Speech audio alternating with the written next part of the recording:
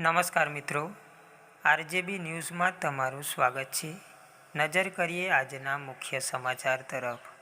ગરબાને મળ્યું છે હવે શિક્ષણમાં સ્થાન।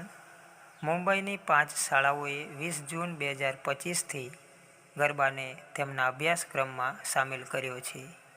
ધોરણ 5થી 12ના વિદ્યાર્થીઓ માટે દર અઠવાડિયે એક પીરિયડ ગરબા શીખવાડવામાં રાખેલો છે।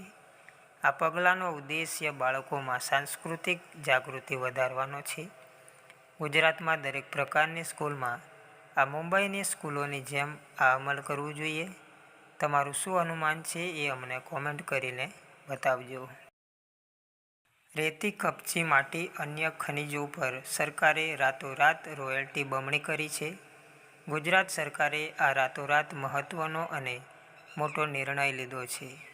સરકારના આ નિર્ણયથી રસ્તા બનાવવાની કામગીરીમાં ભ્રષ્ટાચાર થવાની શક્યતાઓ વધારે છે। બીજી બાજુ બિલ્ડરોને આ નિર્ણયથી ખુશીના સમાચાર છે। બિલ્ડરોને મોટો ફાયદો થશે।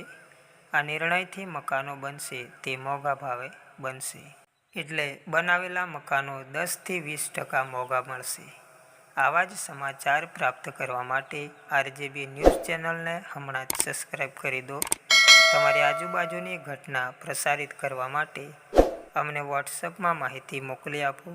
ધન્યવાદ।